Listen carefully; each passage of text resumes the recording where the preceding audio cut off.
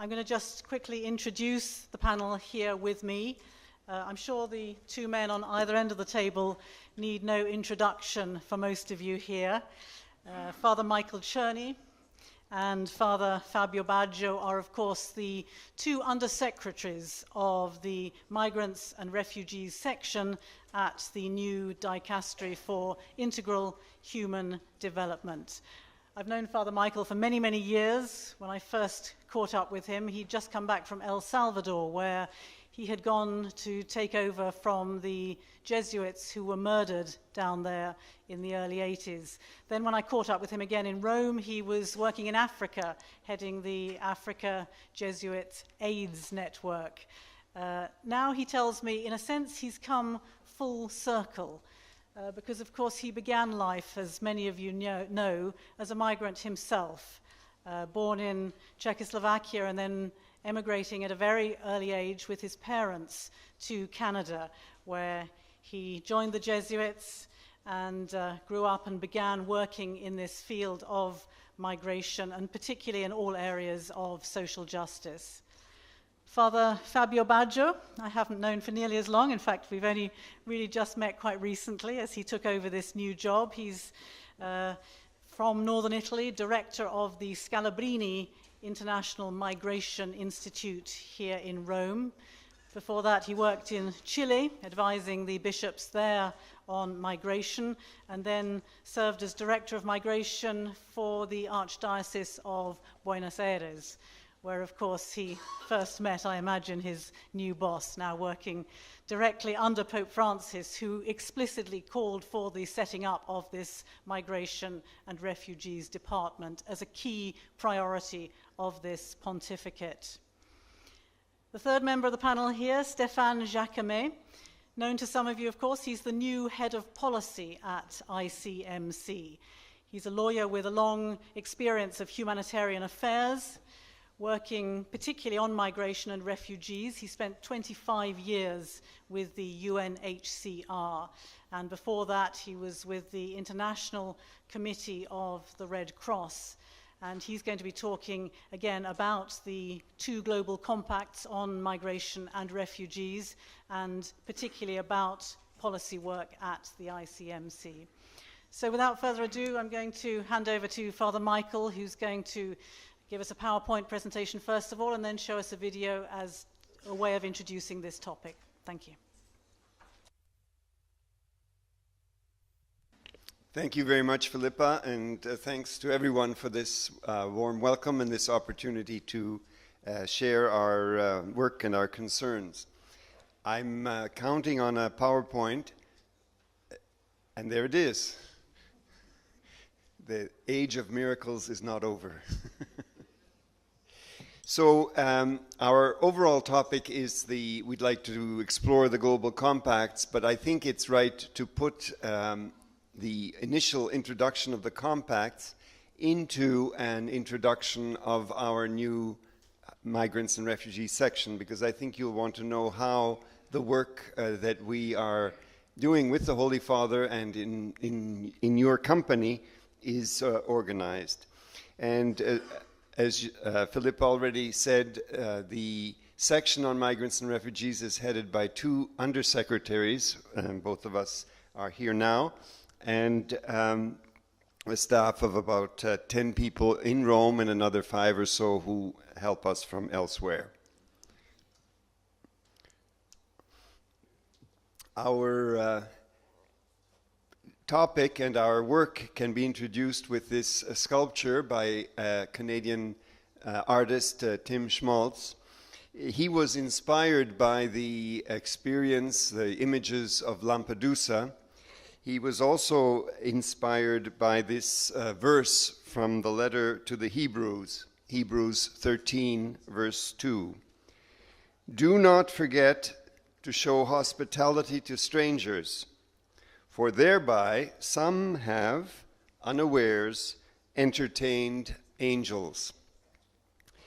I think with this artistic intuition, he is conveying the idea that the movement of peoples, migration, human mobility, have been part of history and part of salvation history from the beginning, and that the angels do indeed accompany people on the move, and that we are somehow all part of the human family on the move. This model of the sculpture was given by Tim to the Holy Father last year, and he in turn gave it to us as for our new section. And Tim is working now on a life-size version to be cast in bronze and to be available for the public.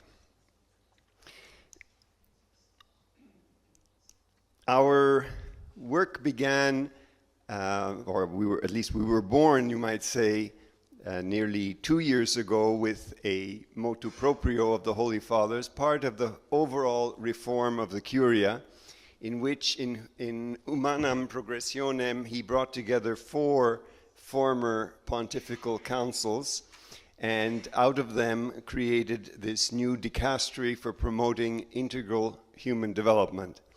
The 4 areas were Cor Unum, the humanitarian and charitable work, the dicastery, the Council for Health Care, the Council for Migrants and Itinerant Peoples, and Justice and Peace. And the prefect, Cardinal Peter Turkson, I think will be with us in an hour or so for Mass.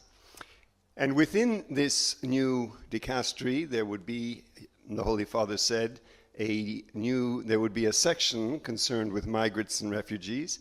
And then, I think for the first time in the history of the Church, he said, and that this section would be under his personal direction for the time being. And so it is.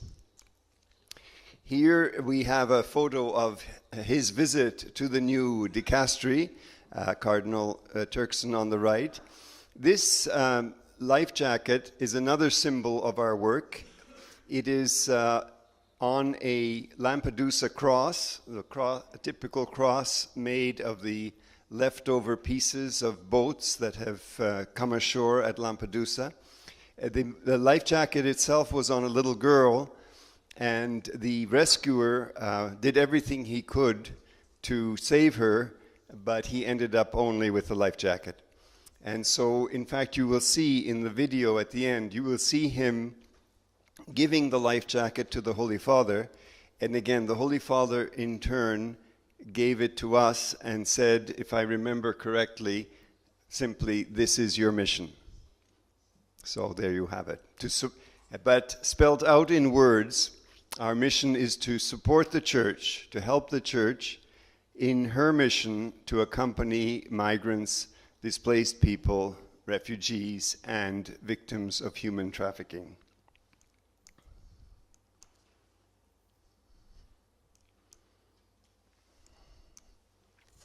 So this is what we cheerfully call a staff meeting. And they are really quite happy.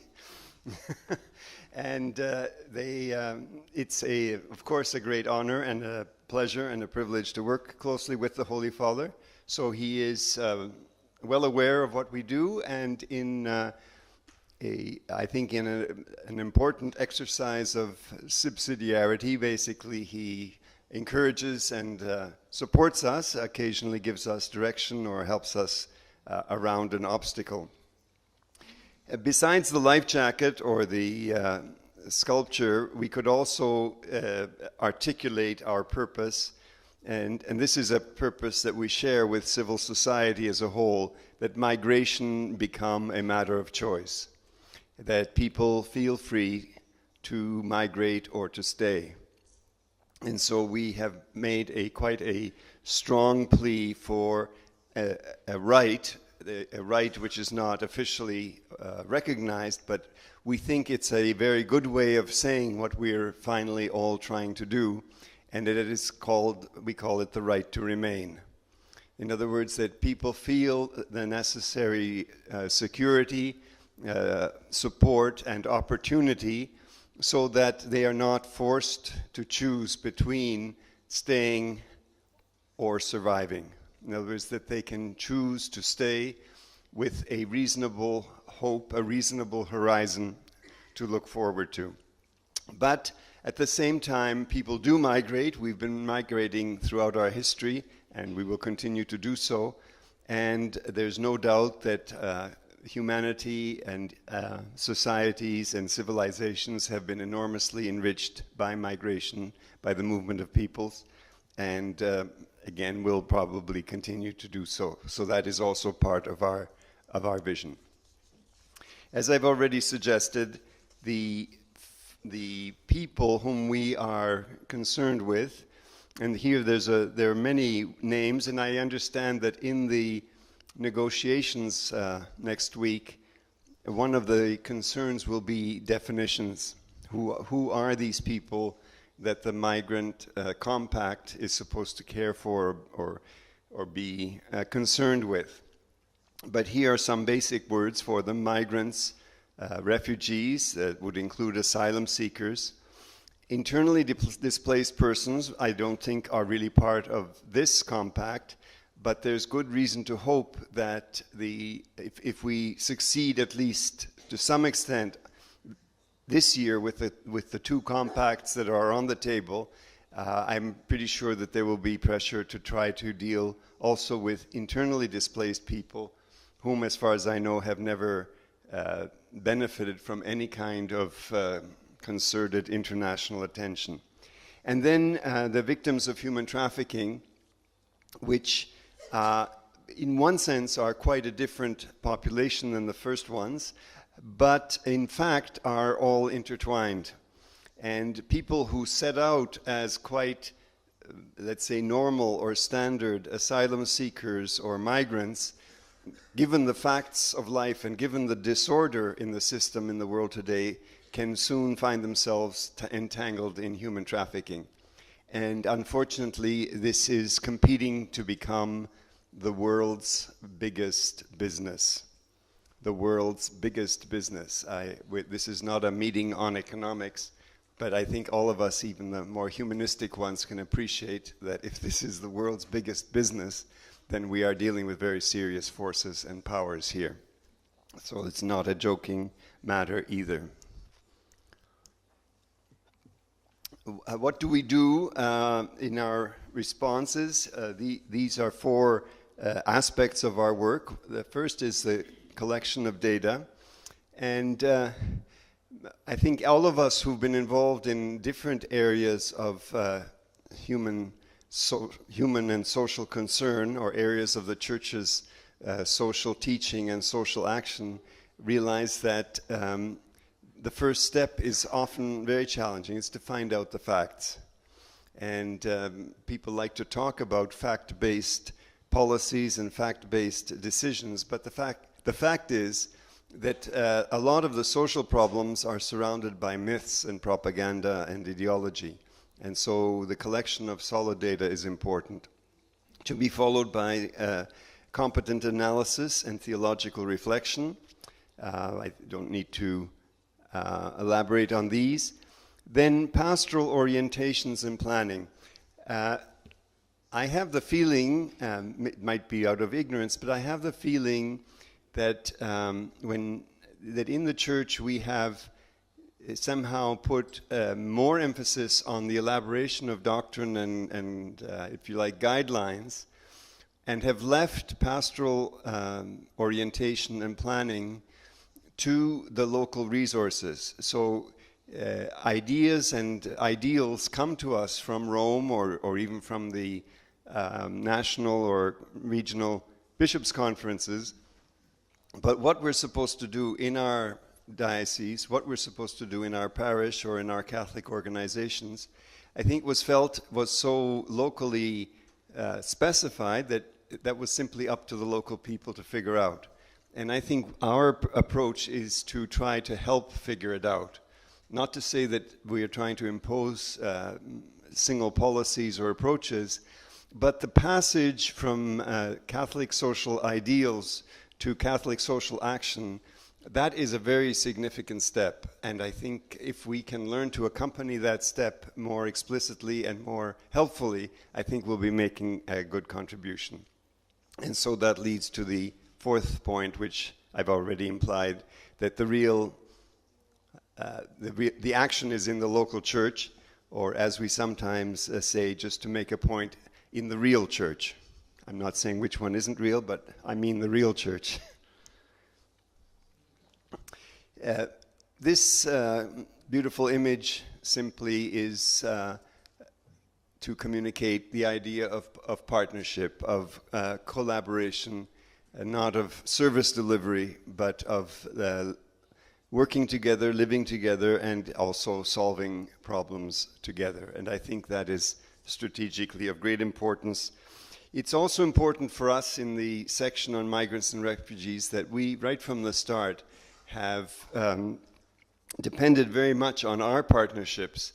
And among the primary partnerships with the Catholic organizations in the field, there is ICMC, of course, Caritas, here symbolized, the Jesuit Refugee Service, and so on. Now, coming to the global compacts, providentially, the global compact process was born practically at the same moment as our new dicastery, as our new section. The motu proprio was the end of August 2016. The New York Declaration was towards the end of September 2016. So from the moment that we began, or soon after, until now, we have existed along with the process of the global compacts. And we take this providential coincidence as an important sign. But we wouldn't really need a sign. It would also be true that if we can encourage and assist and support the church in accompanying asylum seekers, refugees, migrants, and so on, this reality of pastoral action obviously has political ramifications. And so we would naturally want to be interested in a world effort to establish a better framework, a better context within which migration and seeking refuge can take place. And so our advocacy, if you like, is based not on some ideas or some ideals, but it is based on the praxis of the church. It is based on what the church is doing and seeking to do. And I think we have already experienced over the past months that when the church speaks to political and civil counterparts in the language of experience, there is an openness which, rightly or wrongly, is not there when we speak only in terms of principle, or if we speak only in, let's say, explicitly evangelical terms. So this is another encouragement for this accompaniment, if you like, or this going along with the Global Compacts process. The New York Declaration was in September 2016, and it committed the world community to producing 2 new compacts by the end of 2018. In fact, to be more precise, the compacts themselves will probably be fixed and finished by the middle of 2018, and then will be accepted or ratified or adopted in the latter part of the year. This picture shows you the process of consultation which gave rise to the compacts. Namely, we invited our Catholic partners and asked them for their experience, asked them what it is that they were doing that was actually helping the people of our concern. And so we were slowly bringing together and then systematizing good practices or best practices. And it is out of these best practices that the 20 points that we propose were generated. And this kind of meeting, this gathering of our partners, we feel is so important and so fruitful that we are committed to gathering once or even twice a year as an ongoing process, which we have found fruitful and which they say they also appreciate very much and find fruitful. Here is an image which expresses one of the big challenges that face us and about which I think Father Fabio can speak far more eloquently than I, and that is what's called mixed flows, where you have asylum seekers, people who are potentially eligible for refugee status, mixed with migrants of various kinds of vulnerability, and running through it all invisibly, of course, you have also the potential, if not the reality, of human trafficking. We can discuss, if it interests you, why we have two compacts, but one of the challenges of having two compacts is that doesn't easily address the problem of mixed flows. And mixed flows are probably what somehow brought Europe into its crisis a couple of years ago, because there wasn't experience and there wasn't even thinking ready to deal with this kind of experience, and especially not in large numbers. The Holy Father, right at the beginning, has provided us with a very helpful framework. Basically, if we asked him, Your Holiness, what would make for a sound approach, his answer is very communicative, very clear, and as far as we can see, very valid, very solid. And it consists in 4 verbs, and I will go now quickly through these 4 verbs. The first is to welcome, and that means to enhance safe and legal channels for migrants and refugees. I won't get into the matter right now, but basically I think what we realize is that the illegalization or the criminalization of these movements is supposed to be a solution, but in fact it generates the problem. And that if there were safe and legal channels, then you don't get into the whole problem of migrants versus security or national sovereignty versus foreigners. So to welcome is a very important first step. The second is to protect, and I think, if I'm not mistaken, this has been the classical response of the world community based on the experience of refugees since the end of World War II. But so that the obligation to protect will continue, and in fact hopefully reinforced by the Compact on Refugees. But there's also a moral, if not legal, obligation to protect all people who are vulnerable. And many migrants of the small proportion that are in difficulty are also vulnerable. It's important to say, and my 2 fellow panelists will say it better, migration is basically a large-scale operation which goes forward quite well on its own. We're talking about a percentage, I don't know if it even reaches 20% of migrants who need help or who need protection, who are in difficulty. So that's also important to see by way of definition or policy, if we can focus on the migrants who need special help as opposed to those who are doing all right on their own.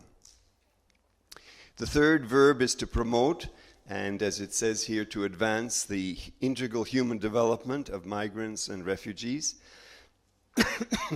We are part of this dicastery. This is its objective is to promote integral human development. And integral human development is simply a contemporary way of saying what Catholic social teaching has said all along about the human destiny, our desire to be happy, to be developed, to be fulfilled, and the obligation of states to make that, to at least to eliminate or to overcome the obstacles, and all social activity to contribute direct or indirectly to everyone's integral human development, which is the, as St. Paul said, as nearly St. Pope Paul said, is the development of each and every one and the development of everyone. Or in the old days, he said, developing the whole man and every man. And if you meditate on that, I think you see that it does sum up so much of what the church stands for. To develop the whole person, that is not to reduce the person to a few aspects, but to develop the whole person, but also to develop everyone, and not to accept the idea and the reality that a few get developed or even overdeveloped and others not. That we cannot say that we are happily developed if we have brothers and sisters who are in systemic suffering and in need. And finally, and in a sense, the climax of the 4 verbs is to integrate, to enrich communities through wider participation of migrants and refugees in the societies in which they arrive. And here we could spend a good whole day talking about opportunities and means and ways of integrating. So these are the 4 verbs that structure the proposals that we are making and the kinds of work that we are trying to do. Now here you see a powerhouse at the UN. I don't know in the history of the UN if they ever had this, to confront this. Those of you who are old enough to remember, do you remember the Troika? Do you remember when Khrushchev said that he wanted, instead of a Secretary General, he wanted a Troika? Well, anyway, he got one now. Anyway, the less said about it. But you see, here we are, and we, in a sense, the sentence should go the other way around, that it is in our work through, it's with our work through the conferences that we, and in dialogue with the conferences, that governments can be addressed, and then the governments in turn should bring the good positions and the good policies to the UN. Here I would just let you glance at this. I won't go through into the details, but our work is organized by regions, and we, so each of our staff persons is a bridge between our office and the concern of the Holy Father and the church and other organizations in each part of the world. And I think it's important to underline, the staff people are not experts in one or other part of our mission, but each staff person is expected to carry out the full range of concerns in dialogue with the bishops' conferences and with the church in general. In addition, at the bottom you have support staff. In the middle, and very importantly, you have press and media. We could talk about that for a day as well. Very important outreach and communication. And then what was the first point of our work, the research and the collection of data and sound analysis. We have also a little research unit. So if you ask a staff, if you ask a regional coordinator what he or she is expected to do, this is what it is: to listen, to understand, to work with the bishops and conferences and with the other partners, especially, first of all, the Catholic organizations that work, to promote collaboration and networking, to encourage advocacy based on experience, on good practices, to bring...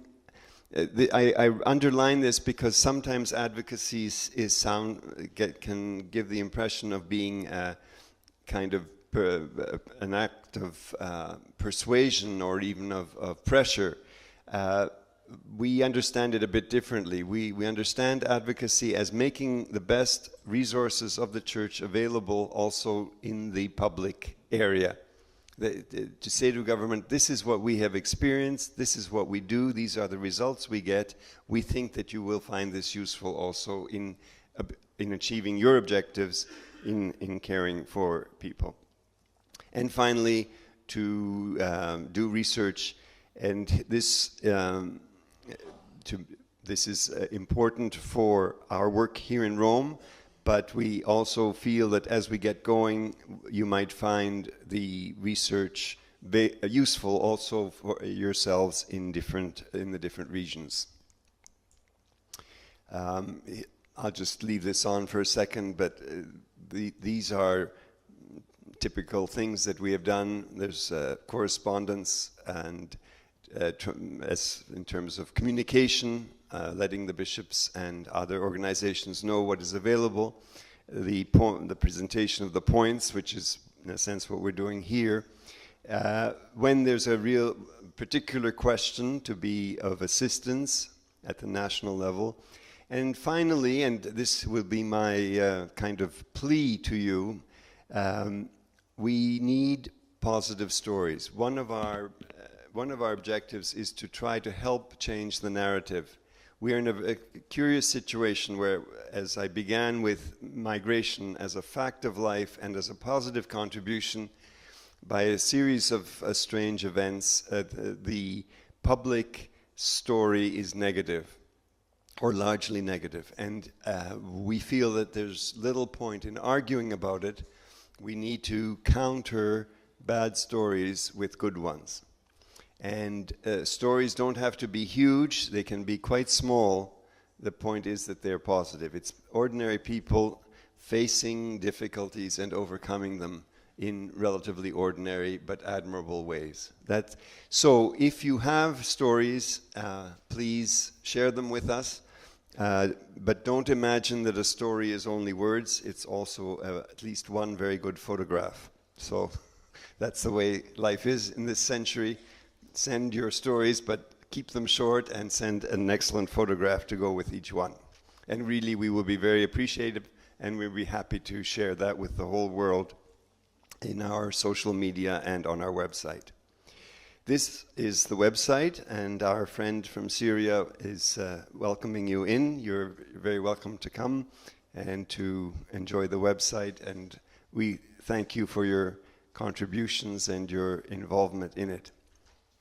Here is a different form of staff meeting, you might say. This is the Holy Father really doing what he does so well, which is bringing the people of our concern into the life of the church. And I think there's maybe no better way of summing up what we have tried to do than that the migrants, refugees, and asylum seekers and victims of human trafficking should genuinely feel that the church is with them, no matter how badly off they feel, and no matter how little we may seem to offer them, but that they should feel that they are welcome and that they are accompanied. And if we can do that, then I think most of the other problems will sort themselves out.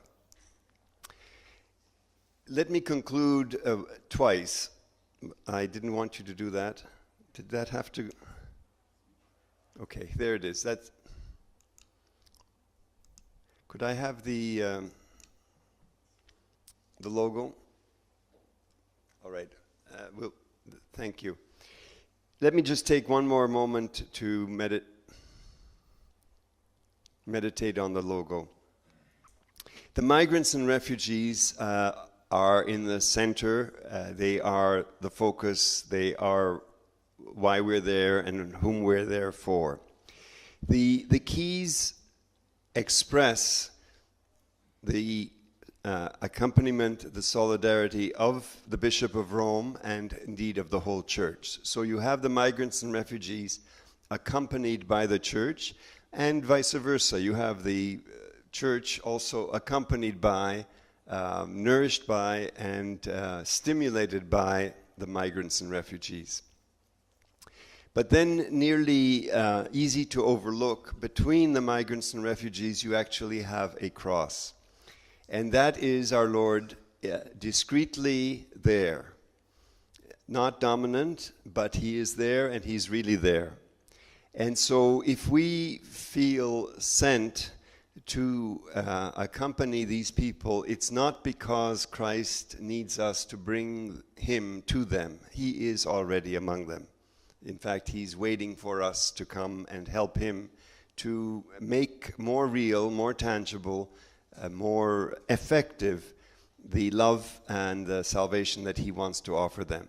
So I want to share this reading of the logo as a spirituality that I know we share, and that I hope we can share more and more with everyone in the church.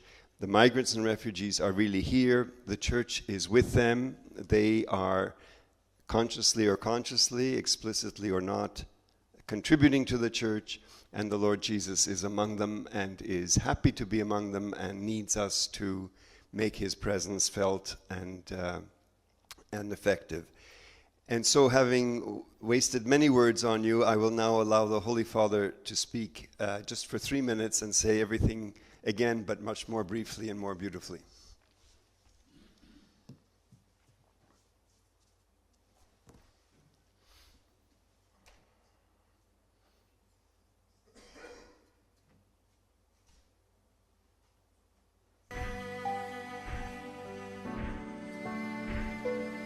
Le migrazioni nelle loro diverse forme non rappresentano certo un fenomeno nuovo nella storia dell'umanità. Esse hanno marcato profondamente ogni epoca, favorendo l'incontro dei popoli e la nascita di nuove civiltà.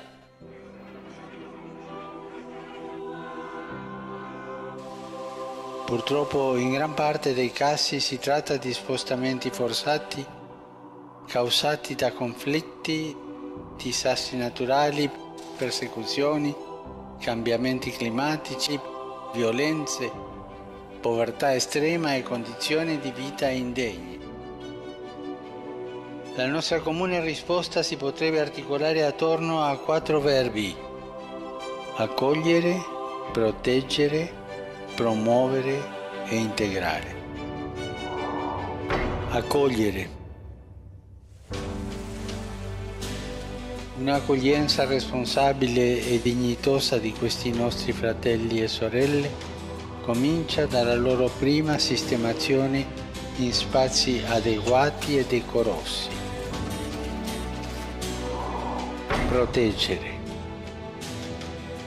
Parliamo di milioni di lavoratori e lavoratrici migranti e tra questi particolarmente quelli in situazione irregolare, di profughi e richiedenti asilo, di vittime della tratta. La difesa dei loro diritti inalienabili, la garanzia delle libertà fondamentali e il rispetto della loro dignità sono compiti da cui nessuno si può esimere. Promuovere. Proteggere non basta, occorre promuovere lo sviluppo umano integrale di migranti, profughi e rifugiati. La promozione umana dei migranti e delle loro famiglie comincia dalle comunità di origine. Là deve essere garantito, assieme al diritto di poter migrare, anche il diritto di non dover migrare. Integrare.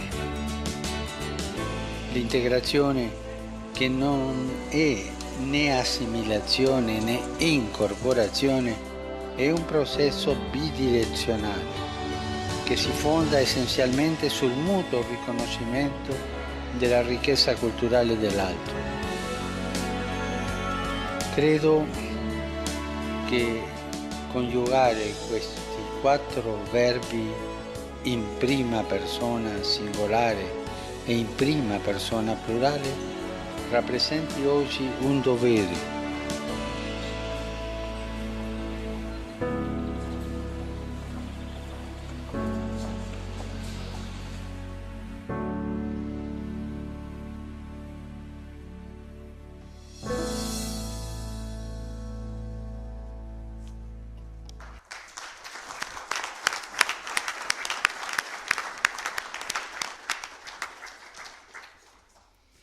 I'd like to thank Father Michael very much for that presentation of the the spiritual, the pastoral, but also the very practical aspects of the work of the section for migrants and refugees. I'd like to also thank you particularly for your sensitivity to the media and the importance of telling these positive stories if we have any hope of really changing the narrative around migrants and refugees.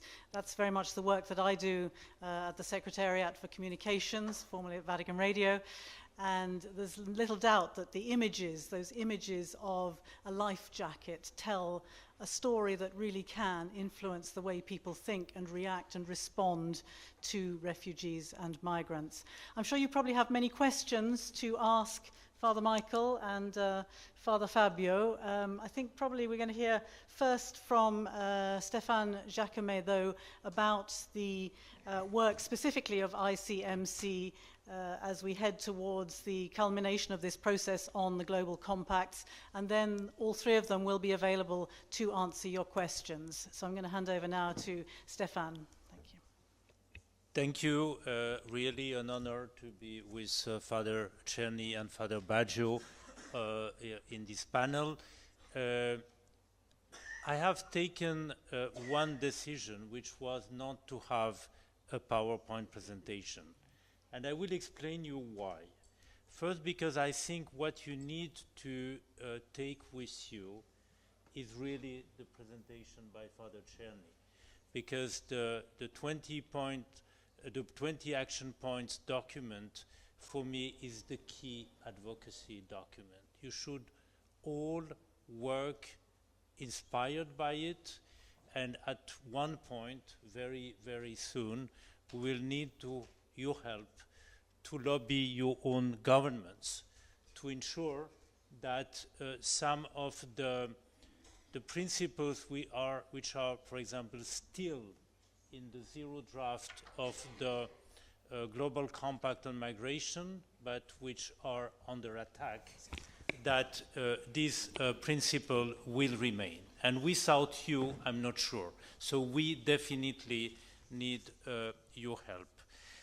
Secondly, because if I now try to make a presentation on the zero draft of the Global Compact on Refugees, I would need 10-15 minutes, and I would need 20 to 25 minutes to try to explain you the zero draft of the Global Compact on Migration. Just for that document, you have 22 objectives. So it would be a long list, and there is absolutely no guarantee that this zero draft will remain as it is, and I think there will be a lot of changes. Thirdly, because I know that I shouldn't be talking about politics, but unfortunately, both processes are highly political. And I think I would like to walk you through a brief history. From 2015, Father Czerny said that the section was born almost at the same time as the process. I would just challenge a little bit that, saying that the whole compact idea was born at the beginning of 2015. And then there were negotiation discussion. There was a UN General Assembly resolution adopted at the end of 2015, then the New York Declaration in 2016, and then the beginning of the both compacts, unfortunately as separate processes. Let's go back to 2015, because 2015 is a key year in many, many respects. Why, at the end of 2015, the international community takes the decision to hold, and I quote, because this is really, really, really important, a high-level meeting on addressing large movement of refugees and migrants. So at the end of 2015, the objective of the international community was mainly to discuss major crises and major movements involving mixed flows. Today we are a long way from that. So I think that's why I want to go back to 2015. What happened in 2015? I'm sure you all have with you the images of many, many, many people arriving in Europe. This secondary movement, mainly of refugees being in Turkey, moving to Greece, and then throughout Europe. And I think that was probably the main reason for this decision at the end of December, given the political clout of the European Union. The European Union was preoccupied by the situation in Europe and wanted to obtain from the rest of the world some support in terms of finding a solution to that specific problem. But you also have in 2015 a number of relatively new refugee crises, Syria, but also Central African Republic, Yemen starting, etc., etc. So the combination of the situation in Europe with those crises made the UN General Assembly resolution logical. The priority for the international community was to discuss mixed flows. From that General Assembly resolution dated December 2015 up to September 2016, you only have 9 months. And during those 9 months, the international community managed to negotiate this New York Declaration, which I would recommend that you read, because I think it is to a large extent a principal text. And what is interesting is that in that New York Declaration, you have 18 points applying to both refugees and migrants. So still in September 2016, there was a consensus among the international community that a lot of points could apply both to refugees and migrants. And then the New York Declaration decided, after, I would say, a very principled text, to launch 2 separate processes, but at that time they were still interlinked. One global compact on refugees and one global compact on migration. Unfortunately, while being a good text, the New York Declaration contains already the seeds of the division of those compacts. And this is most unfortunate because I'm not sure that that was the intent of those drafting the New York Declaration. Because it basically created 2 processes with different actors, with a different methodology, and with a different objective. So from the beginning, unfortunately, each of the process took its own path, its own way, and as we advanced into the process, we move apart. I mean, both processes moved apart. The refugee compact was meant to focus on 2 points: how there could be better financing and better support in case of major refugee crisis, and how to improve international solidarity and burden sharing when you have such big crises. There was no intention from the start to have a global compact on refugee. So basically, the discussion on refugee issues was from day one very limited to those specific situations. Precisely because standard setting when it comes to refugee is quite advanced compared to global migration. On the contrary, the Global Compact on Migration was meant to be exhaustive and was meant to be a 360-degree process, including all aspects of migration.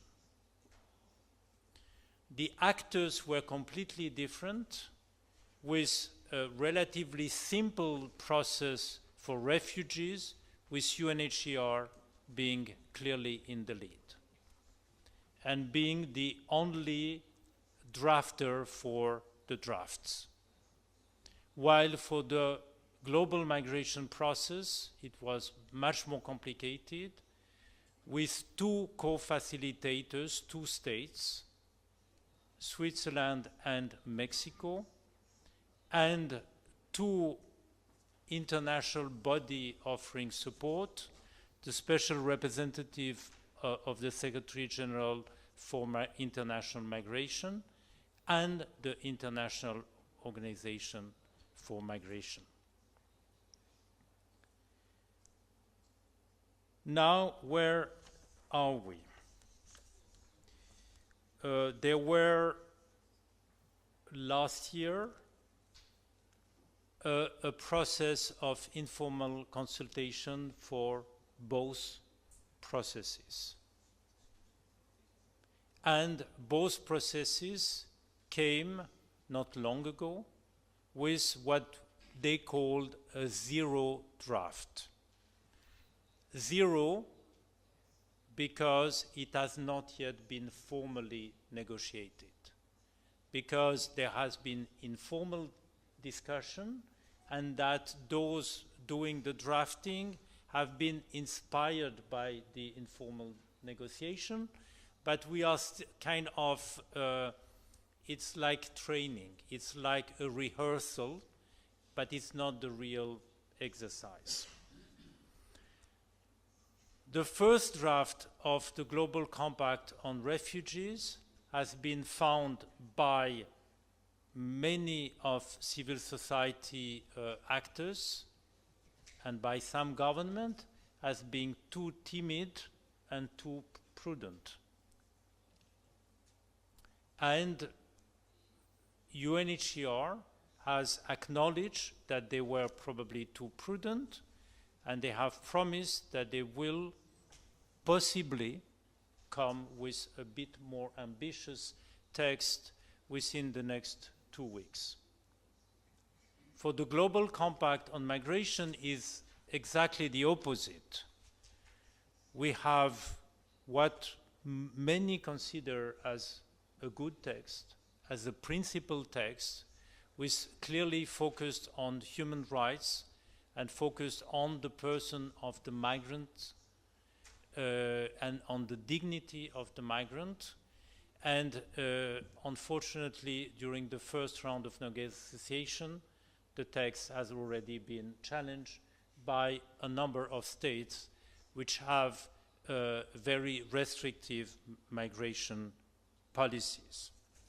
Maybe I will give you, and I will finish on that, give you for both compacts where today the problems are and what are the issues which are at the center of some tensions, first between some governments and I would say between civil society and the most restrictive government.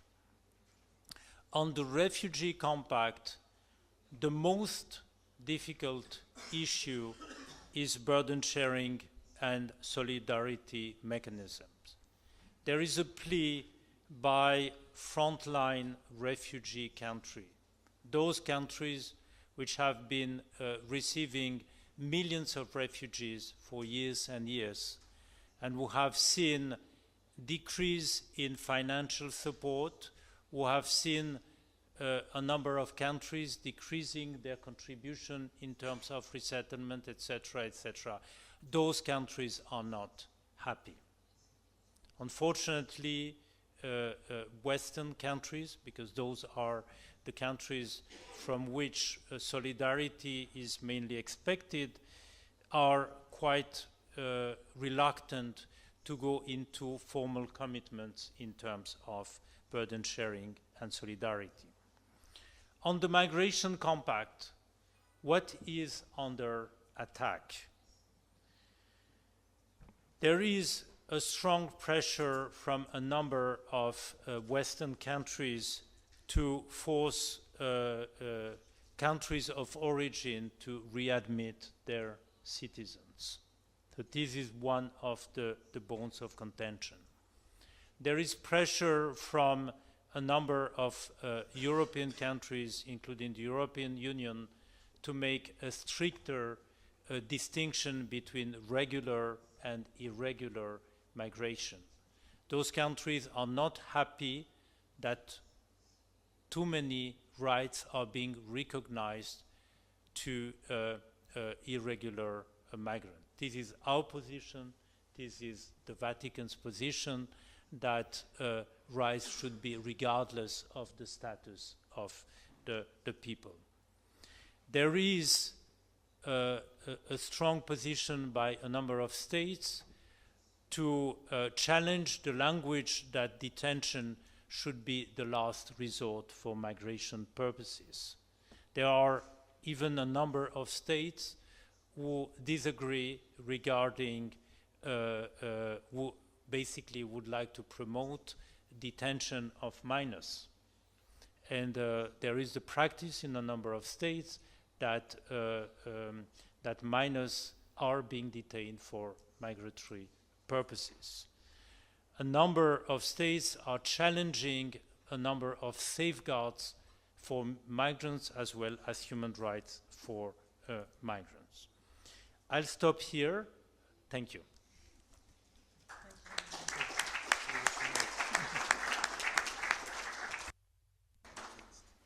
Thank you very much, Stefan, for that presentation of, in a very clear way, what is a very, very complex and difficult issue, these two different streams, these two different discussions that are going on and are in so many ways intertwined and yet have so many separate issues.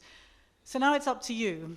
I'm sure you've all got questions, both about this issue that we've been hearing about, the global compacts, and perhaps more specifically about the work that goes on behind the closed doors at the Palazzo San Callisto, the staff meetings between the... I can think of an awful lot of questions that I'd like to ask about those staff meetings, but perhaps that's not my place here.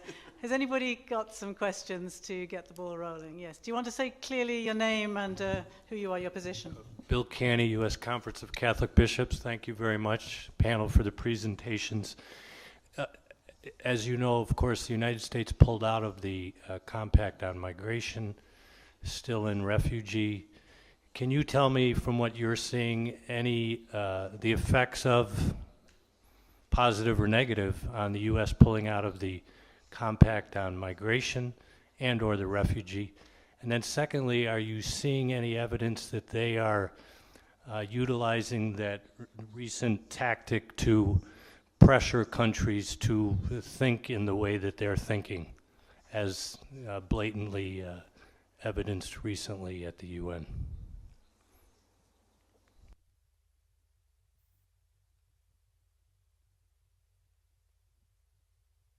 Do you want to... Yeah. I have said that I would talk a little bit about politics. I will probably continue. I think it's very interesting to just to realize that the New York Declaration, adopted on the 19th September 2016, the following day there was another meeting organized by President Obama precisely on refugee protection. And during that meeting, the U.S. and I mean a number of countries were asked to make offers to improve the protection of refugees. And on that meeting, the US offered an increase of their resettlement quota up to at least 100,000, if not 120,000. Now, with the new administration, we are down to 45,000 on paper, but the processing is so slow that we expect probably not more than half of the people being resettled during the fiscal year in the US. So I think it's very important to realize that we started with a different administration, the Global Compact, both Global Compacts. And then we had to adjust, the international community had to adjust to a new administration, which unfortunately we have to describe as having an anti-migration agenda. I mean, unfortunately, this is a reality. Then what is the impact of the US pulling out of the Global Compact on migration, but still being present on the Global Compact on refugees? Unfortunately, I have the impression that they want to remain in the Global Compact on refugees to be a kind of a spoiler. Sorry. And I think it was very clear, because in the statement made by the head of the US delegation in Geneva, she said, we will object to any language which will be linking both processes. And I'm almost quoting. So I think the presence in the global, and it's also to make sure that the only solidarity which will be existing with frontline refugee receiving countries will be through financial contribution. They made it clear that resettlement would be the exception of the exception. I think the head of delegation used, not in the meeting, but we had NGOs a meeting with the US delegation, and they say it's only for the most vulnerable among the most vulnerable. So I think this is probably the objective of the US administration in the Global Compact on refugees. The other part of the question is very difficult to answer, because I think you would need to have access to corridor discussion, whether they try to influence a number of countries to be much more restrictive on migration issues. I would say there are a number of countries which do not need to be convinced. If you just take the statement made in New York by Hungary, I think it was very clear that it was the strongest statement of all delegations, and it was a clear anti-immigration agenda. And I don't think that Hungary has been influenced by another country. I think this is their national approach, and I think probably those countries, unfortunately, might be able to build alliances, and that's why we need your help to convince your own country to create a majority of like-minded countries. But let me just complete the last statement by saying that actually the Hungarian ambassador came today to speak, to dialogue, and he said that, and pointed out something which I think we also know and therefore should be said, is that they are in full election campaign. and that we really should put brackets around what is said by Hungary during campaign season, as I think we would win in any important country, or unimportant country for that matter. So I would encourage us also to put election brackets around this, what they said in New York 2 weeks ago, and the, strangely enough, they use the same word, points. They put out 12 points, and their 12 points, you can read them very restrictively, but you can also read them less restrictively. And if you read them as part of an election campaign, I think it helps to. So just to conclude by saying that as much as we might disagree, we in the migrants and refugees section who have a certain role in place want the church in every country to know that we are with them and that we are accompanying them, and that positions taken by their government or even by their bishops, individual bishops or bishops' conference, is not going to discourage us from listening and dialoguing and accompanying. That I think is worth saying. As a compliment, I'm very happy that we have two different kinds of speakers on the same topic, so we can say different things. Thank you. Next question over there, the far side. What kind of action, pressure, the section at the Dicastery is doing on the European Union to make all member states understand that solidarity, one of the pillars upon which European Union is built, has to be put in practice and open the borders and not closing them as the trend is? Father Fabio, would you like to respond to that one?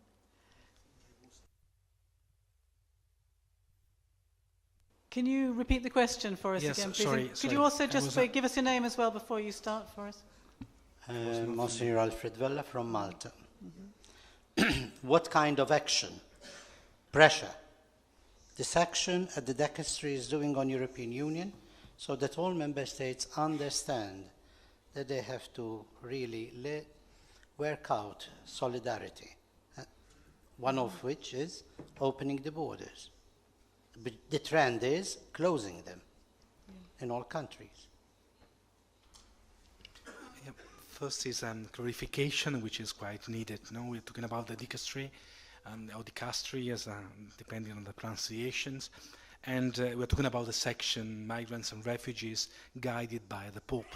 I would not take merit of actions of others, as well as referring to the action that we are doing. We are referring to the section now today. And since we are beginning, as Father Michael was saying in the presentation, we try to assist the local churches in doing their advocacy work. So the main thing that we are doing, and what we are doing also in Europe, is to empower the local churches through the 20 action points, through the assistance, a very concrete assistance to them, to be the main actors of the advocacy program that we are having. And of course, the European Union, it is today, just responding to the other question which was coming before, one of the main actors also in the global compacts. So seen as a unity, as it is a union, the European Union, has been part also of a main global advocacy by the section. So we were there already twice, in January and in February twice, talking to the European Parliament, having meetings with the ambassadors of all the member states, and talking at least with the 4 different commissioners who are in charge directly with programs for migrants and refugees. And it can be a surprise, but what we found is a very fertile land for dialogue. All of them, none of them close the door and say there is nothing to be discussed, or we already have taken some of decision, we cannot be reverted. On the opposite, they are asking for, well, the 20 points have been welcomed by all of them. We have statements, they have been writing letters to the Apostolic Nuncio to the European Union, commending the 20 action points. We have concrete steps done by some of them at least one of the last news is Belgium opening a human corridor for 150 people. They are not many, but they are 150 people not admitted before and now able to enter. We know that France is considering exactly the same, and soon we hope to have the same opening, doors opened by others coming. We know about UK and the sponsorship programs for entrusted to communities who are doing quite well, very good work. We know about a lot of thoughts for recognition of title and professions of migrants. So apart from what is boiling in the UN pot, which is just going, there is a lot of discussion and within the countries which should be taken into consideration. And also allowed me to say in the sense that for the European Union today, this specific matter, which is borders, migration, refugees, has become a real proof of existence. They are working a lot to reach a common position, and they understand that on this basis, the discussion that they are doing will forge the future of the European Union. If they are not able to do so, the European Union itself is put into question. And this is what the future can tell about all the efforts which have been produced in the past years in constituting the European Union. So, on the other side, we would say that, well, welcome all the problems, because maybe a lot of hindrances and internal conflicts were there, but they were not made evident because of a very good situation. Everything seemed to work quite a lot, but then eventually massive flows, mixed flows entered, and there was a huge discussion on having common standard and having common programs. And we hope, we hope that by July we are going to have a common system. I'm an Italian, so part of the European Union. No? We are going to have a common system for welcoming refugees, which is not the case today, but we are working hard on this. We hope that there will be alternatives to all migrants trapped in Libya and in the desert, which is not the case today. And they are all ongoing discussions. Of course, we know about the challenges. Some countries have been quite outspoken. Father Michael already said that we have to understand the context, not only the election campaigns, the ongoing election campaigns, but also just think about the constitution of the country themselves and the struggle that they have internally to be united, and the fears of somebody else coming in and then. And as I'm used to say, the fears are real. We can discuss about the reason for fears, but the fears are real. They can be perceived, whatever, but they are there, and they should be considered. And so we have to work a lot. And this is one of the issues which was quite accepted in the European Union when I was addressing the ambassadors, to work a lot on taking very seriously the reasons which are there for the fears, and producing new encounters and highlighting all the opportunities that migration as well as asylum is offering today all over the world. Looking to some countries with, I would say, a longer experience of receiving migrants and refugees, and see how the arrivals of migrants and refugees have been gracing, enriching, empowering countries around the world, developing countries. And I think this is also the dialogue. It is just a starting point. I know it's not an answer, but there is an open door. It's not closed. So we are hopeful that something good will happen in the future. Thank you. There was a question in the row behind. Yes, gentleman there. I'm Alexander Kalbacik from the German Bishops' Conference. First of all, I would really like to express my gratitude to Father Michael and Father Fabio.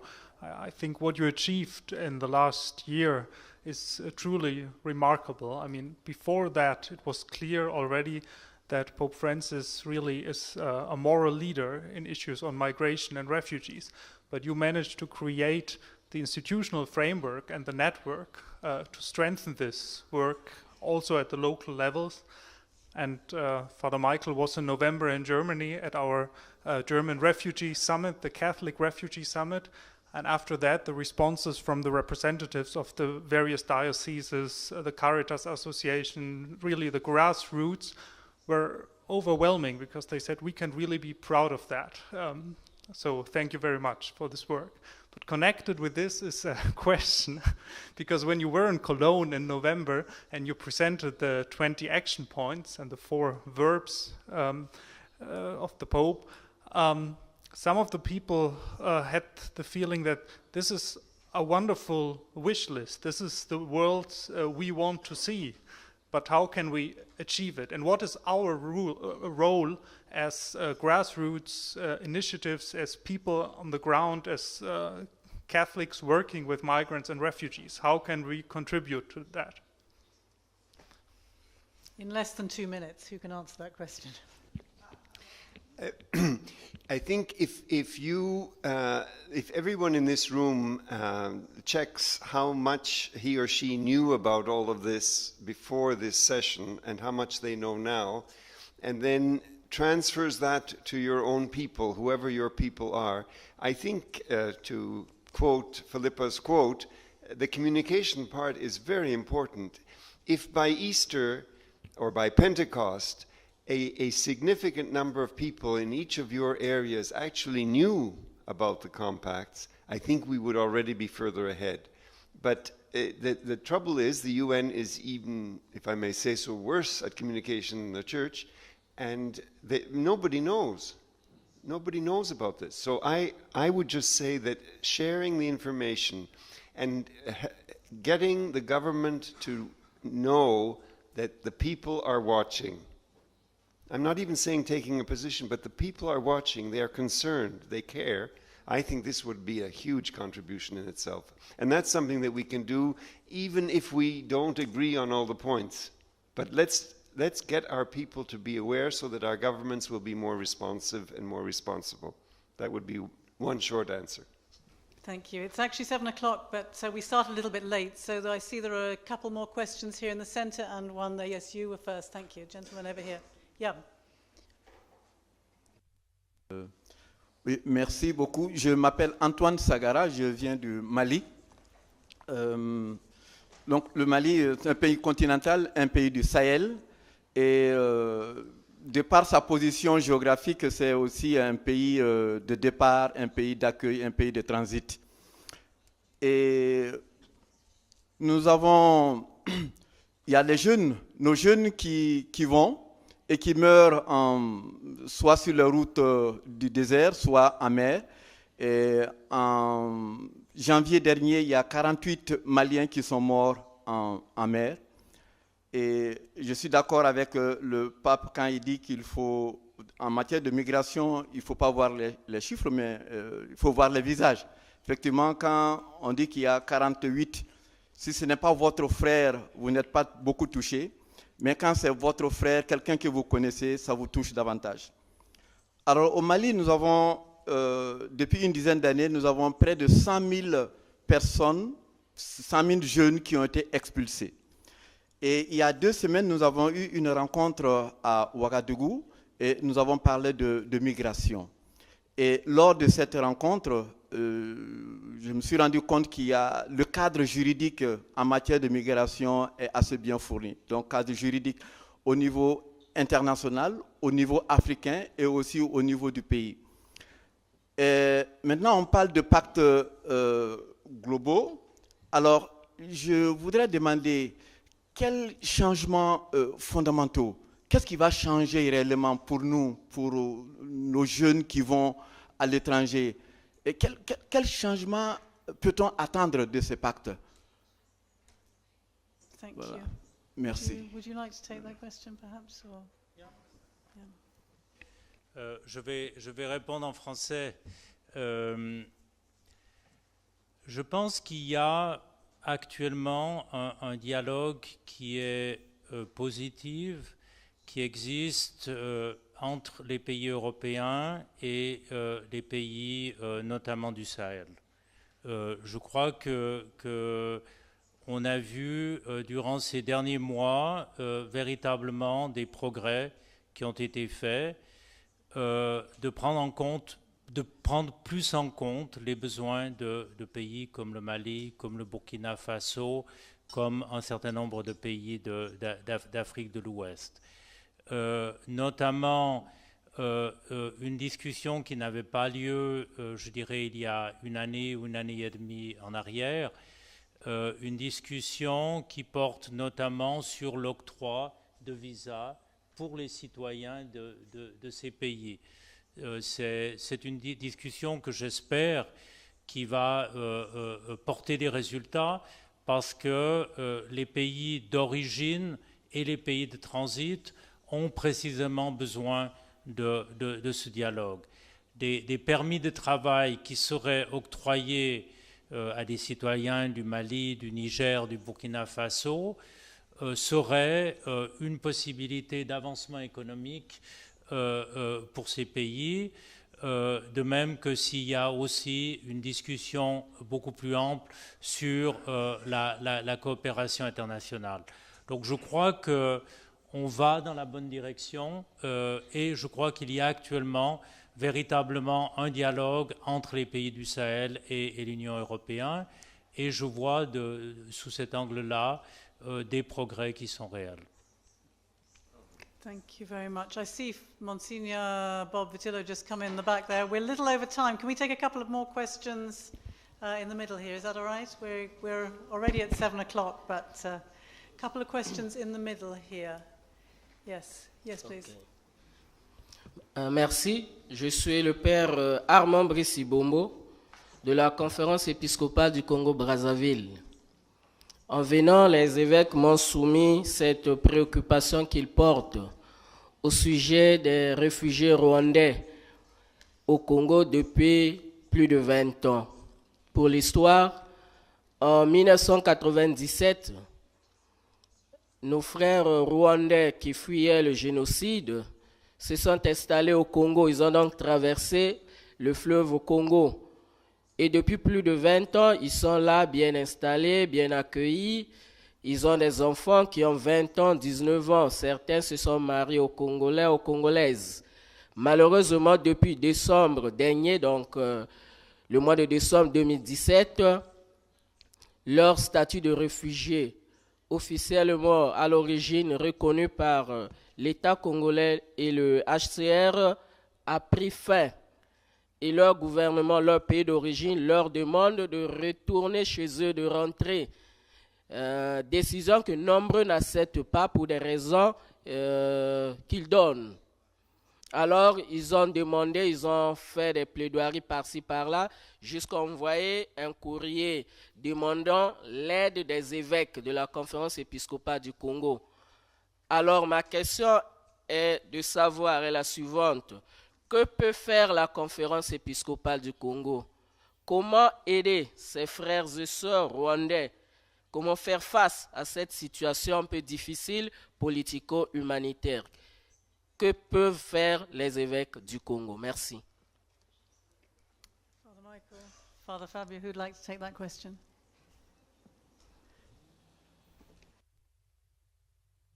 Lamento non poter rispondere in English, is better, no? I was listening in Spanish. I will go. Thank you for the question. I think it's a challenge which is not only the Congo-Brazzaville, but all the region.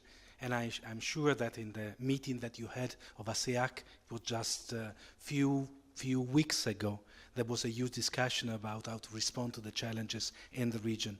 And we expect that the problem will not end tomorrow. We are going to have more. Unfortunately, the region is quite unstable, and conflicts are produced every day. We don't have the means to solve actually the problem of conflicts. It will be a long-run solution, and we can discuss a lot how we can do. Today, of course, what we can do is assure that all the countries and the neighboring countries would have a means to ensure that people fleeing from conflicts would receive the first aid, would receive a warm welcome from the other populations. And to ensure that, of course, all the countries should be provided with enough resources to do so. I think it's one of the main issues that was brought about in the Refugee Compact, whenever funds are not there, and there is also the idea of constituting a fund for immediate relief whenever countries are in trouble in dealing with. But funds are not the only thing. Communities should be prepared in receiving people just fleeing from the conflict with all the resources and the programs which should be implemented. And here we have at least a couple of suggestions that we are putting on the table. The first thing, we do believe that the Catholic Church, together with other civil society groups, may be considered and main actors and provided with the resources to do so. So there is already a network quite working. We already indicated to those who are drafting the programs, please take into considerations the grassroots networks already working, and among them the Catholic Church. And the second thing, which is also very important, think about that all the cooperation which can be established within the different bishop conferences and within the diocese. I mean, those who are the diocese of origin and those who are going to receive. And I would add also a further concern, which is about the local populations. Whenever programs are enacted, they should consider the real condition of the local populations, so that refugees would not be privileged regarding to the people who are already there.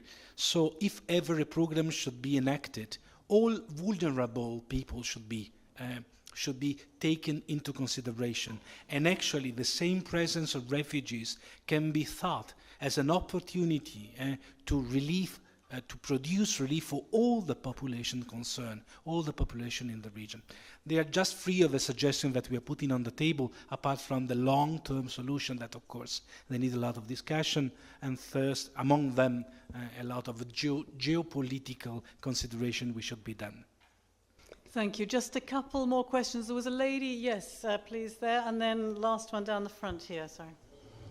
Yes, yes. Hello, I'm Maria Jose from Caritas Somalia, and my question is, well, first, a little bit of the situation. As you may know, that we have there's a huge repatriation program for refugees to come back to their own countries, and this is creating also many IDPs within the same country because the conflict is still going on. So my question is, in terms of advocacy, is there any efforts to address not only this situation, but in general the peace processes to prevent migration and to work on the right of staying in their own countries? And because, you know, also some of the same countries that are actually promoting these protection policies for migrants are also facilitating and funding some groups, or even facilitating trafficking of arms, or doing, these things that that could be prevented with peace-building processes. Or, yeah, so basically that. In terms of advocacy, what can we do to prevent forced migration and make migration a choice? I think it's the premise of the Global Compact on Migration is precisely that the decision, it must be a free decision to move, and people should not be forced to move. Having said that, we have seen that 20, 30, 40 years of international development has not changed a lot for the people. So you need to have much more investment, much more focused and much more targeted investment. You need to have indeed more possibilities for people to move legally, to obtain work permits, etc., etc. So I think that it cannot just be fixed like that. when it comes to conflict. I think Carol Batchelor, on the first day of this conference, mentioned that the average stay of refugees is 17 years, which is a terrible figure. It means that 40% of the refugees are born in the asylum country. I think those are terrifying figure, and I think you have quite a number of conflicts where people have been not one generation but two generations in exile. So I think it's a very, very complex, and I think we would need more time to answer that question. Thank you. And a very quick final question here, although I'm sure our panelists will actually be able to talk to you in person if you want to ask this. Last question here, I'm afraid, yes. Sí, gracias. Brevemente, una reflexión, quizá aportación, a partir de experiencia. La semana pasada estuvimos en la reunión Tex-Mex y ahí nos comunicaban que en las provincias, son varias provincias de los obispos, casi una por estado, han hecho una gran promoción comunicando en los medios y a los congresistas sobre estos 20 puntos. En México nosotros tuvimos la oportunidad de dialogar con la Comisión de Migración de la Cámara de Diputados Federal y vemos que hay disposición, pero el Papa recientemente decía, ¿cuál es nuestra fe? Seguir a Jesucristo, seguir a mi partido, seguir a mi grupo. Y creo que los políticos están mucho en esta situación. Me parece que tenemos que mirar como un proceso de cambio de cultura, de cambio de mentalidad con este enfoque que estamos dando a los 20 puntos. No es tan sencillo, no nos desanimemos. Tenemos que hacer un trabajo largo, persistente, constante. A partir de la experiencia que yo veo que tenemos que trabajar mucho las conferencias episcopales en los distintos niveles de gobierno para este diálogo. Thank you very much. A quick final comment in response to that. Bueno, vamos siguiendo con el idioma, ya comenzamos en español. Muchas gracias, Monseñor, por el apunte, y quiero también agradecer públicamente a toda la Conferencia Episcopal y la Comisión Episcopal de Migraciones que estuvieron trabajando en estos meses para hacer encuentros. Tenemos más de 45, ya como para número, ¿no?, de conferencias episcopales que se movieron para encontrar directamente los gobiernos. Y eso es algo interesante, porque nadie se esperaba, y lo digo con un poquito de orgullo también, ¿no? Nadie se esperaba que la Iglesia se moviera de esta manera con la ocasión de pactos globales. ¿Qué intereses tienen ustedes? ¿Por qué están todos unidos? ¿Por qué están todos trabajando? Y creo que fue una demostración para ver cómo se puede trabajar junto, conferencias episcopales, junto a la Santa Sede y junto también a las organizaciones católicas y a las congregaciones religiosas. No las olvidamos, ellas también están comprometidas en primera línea, ¿no?, con este programa de incidencia política. En otros puntos también, como lo que Monseñor decía, el interés no es solamente un tema de migraciones, como decía antes por Europa, es un tema de cambio de mentalidad, es reconocer que lo que está aconteciendo ahora, que el bien común se está volviendo siempre más mi bien, el bien personal, individual, y ya no hay cuestiones. Antes puede ser de la familia, puede ser de una comunidad, de una ciudad, de una región, de una provincia, hasta de un partido, pero no logra entenderse como un bien global, justamente en el tiempo de la globalización. Lo que no se ha globalizado es la solidaridad, el sentido de un bien común que se tiene que construir junto y repartir de una manera según nuestra justicia distributiva, y que reconoce las vulnerabilidades y sabe dar acceso al bien común como corresponde. Y esta es una lucha que ha comenzado desde hace muchos años y vamos a seguir adelante gracias también al apoyo que ustedes nos están dando. Thank you very much indeed. Just to respond to what Father Michael said, I've certainly learned a lot in this last session that I didn't know when I walked into this room, and I'm sure all of you have as well. So I think you'd like to join me in thanking our three speakers today, Father Fabio, Father Michael, and Stefan.